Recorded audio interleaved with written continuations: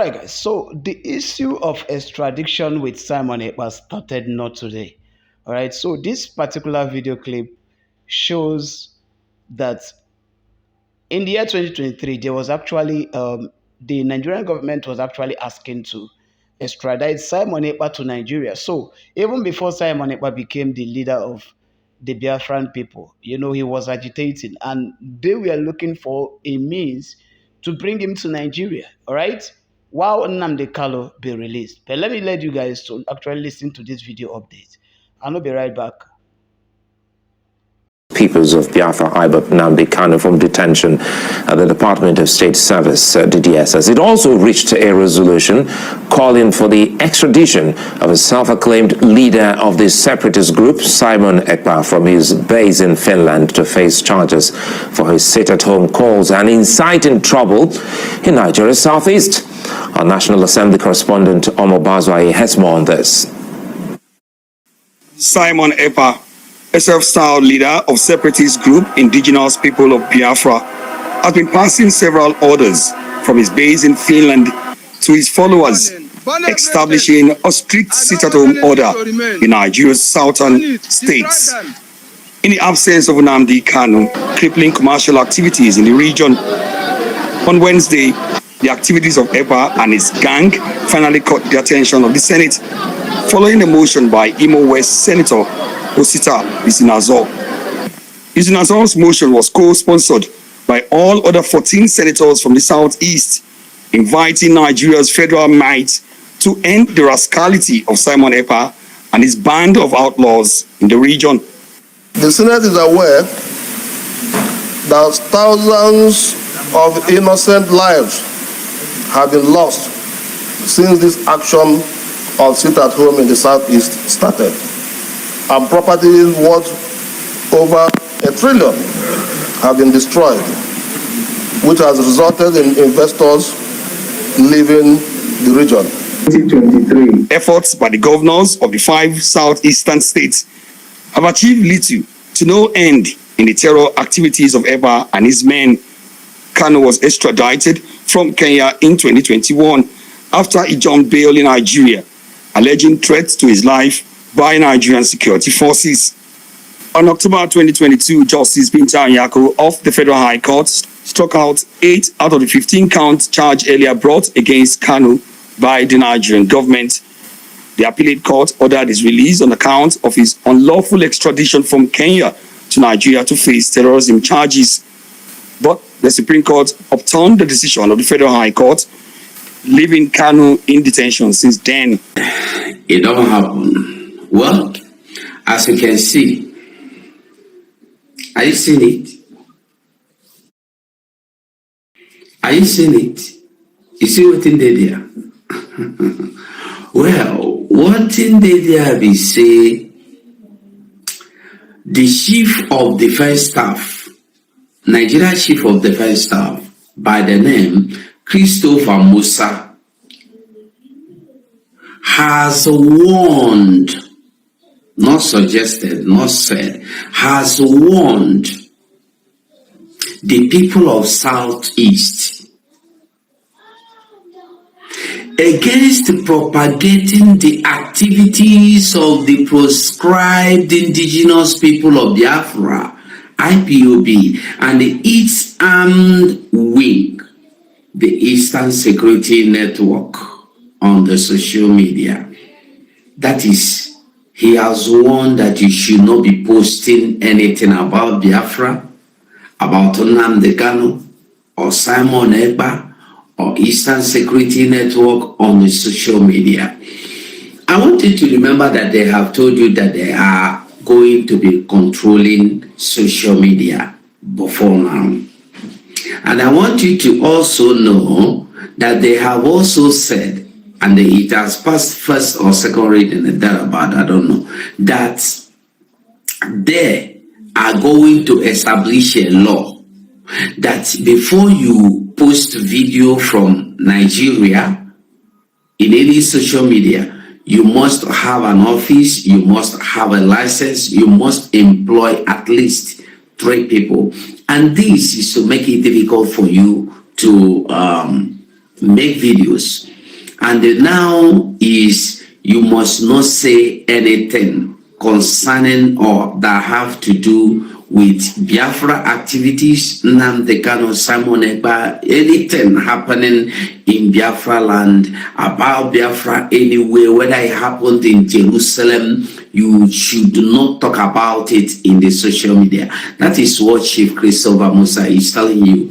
And I want you to remember that we have so many terrorist groups that have risen from here, from there, all over. No, but those ones are no problem. Or you see the level of insecurity. Nobody is saying anything. How did they cope? How are they going to cope the insecurity? Those ones are not their problem. Their problem is to make sure you stop talking about Biafra, you stop talking about Nnamdi Kanu. You don't talk about all these things at all again. So that your purpose, your focus should be, hey, Boko Haram are doing good. Is that what you should want? Hey, they have repented. Hey, 1,001,000, this one have been recyclonized. I call them recyclonized. They recyclonized, they repented, Boko Haram, ISWAP, ISIS, Lukarawa, and the Mabuda. And the one thing you must know is that all these people are the same people. They are not different people. So as you are seeing it, you already know what it means. They are gagging you. They are gagging you from your own freedom of speech. And this is you that have your internet with your own money and trying to make news. They are now telling you what you must do and what you must not do. I salute you. If you get sense. All right, guys. So Arinze wrote over here on the on his X handle, saying, in a strategic effort to revitalize its economy, Burkina Faso has halted the export of unprocessed cashew nut.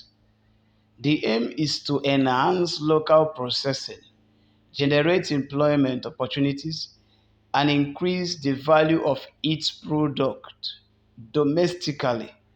All right? This approach reflects how countries create lasting prosperity by focusing on exporting manufactured goods rather than raw materials. All right? So let's go into the main news update, and I'll be right back. Burkina Faso's Captain Ibrahim Traoré has created a lot of action since taking over in September 2022. Apart from taking prompt action against terrorists, reclaiming land, and initiating anti-corruption campaigns, he has also severed relations with France, courted Russia, and managed the difficult transition to civilian administration. Despite all this, people are still battling to ensure that Captain Ibrahim Traoré is not leading the way in Burkina Faso. In this video, we will therefore be educating you on the most recent assault on Traoré's life and the aftermath of all this. We will also discuss more about Russia in Africa. Following reports of gunshots close to the presidency last month, hundreds of protesters gathered in the country's capital to show support for Burkina Faso's military government. Protesters assembled at a roundabout in the heart of Ouagadougou and vowed to uphold President Ibrahim Traoré's government. The protesters claimed that earlier in the afternoon, shots had been fired close to the presidential residence. They claimed they did not know what was going on, but they were there to stop anything from happening. Burkina Faso news agency AIB reported that an individual had tried to attack a guard at the palace, but there were no injuries or damage. However, security forces closed off access to the area around the palace, since the elected President Roch-Marc Christian Kabore was overthrown by mutinying soldiers in 2022. The landlocked West African nation has been governed by a military government. Since Traoré has decided to stand up for the rights of his people and his country, some people want him gone. This will not be happening anytime soon, since the people of Burkina Faso are standing strong with what Traoré is doing for them. They trust him. Russia has been strengthening ties as well with Burkina Faso. It is almost impossible to say that Traoré will be removed from power by a coup. Russia will not allow this. Russia's foreign minister, Sergei Lavrov, pledged more support to Burkina Faso in fighting militant groups as he pressed his whirlwind tour of West Africa in an attempt to fill a vacuum left by the region's traditional Western partners. Russia is attempting to build up support from the area. Growing dissatisfaction with long-standing Western allies like France and the US has been voiced by some African nations recently. Lavrov stated, "Russian instructors have been working here and their number will increase," saying that Russia has assisted in the training of Burkina Faso's law enforcement and military forces. "We have supplied and will continue to supply military equipment to help strengthen Burkina Faso's defense capability and allow it to eliminate the remaining terrorist groups." Lavrov expressed gratitude for Burkina Faso's objective and fair stance on the conflict in Ukraine. He said they were prepared to lend their support to Africans fighting for their right to be free of neo-colonial control. Under the leadership of Captain Ibrahim Traoré, Burkina Faso has strengthened its military cooperation with Russia, seeking support from Moscow in its fight against armed groups. This partnership will go on for the next 5 years and more because Burkina Faso's military regime has extended its rule for 5 years under an accord adopted during national consultations. Countries across the Sahel, a region stretching from Senegal to the Red Sea, have turned toward Russia for security assistance in recent years in the face of growing regional instability. Russian mercenaries, for example, have supported the Burkina Faso and Malian armed forces in their fight against insurgent groups. Now, Russia is doubling down its focus on the region by tightening its hold over several Sahel states and looking for new partners further afield, a strategy that could pit it against other world powers. The next battleground may well be the coastal West African states. Russia's interests on the West African coast look to be in securing military, diplomatic, and economic pacts with leaders of these nations in exchange for strategic access to the Atlantic Ocean. This strategy mirrors how the U.S. military base in Djibouti, Camp Lemonnier, provides the U.S. some access and control in the Persian Gulf, Indian Ocean, and Suez Canal. Russia must balance its efforts to exert influence in Africa with its relationship with China. Under the presidency of Xi Jinping, China has also worked hard to grow its influence on the continent. Russia and China engage with countries in Africa in different ways. Russia uses military and diplomatic incentives to attract and retain partners on the continent. China instead uses developmental projects and heavy debt to draw African allies into its camp.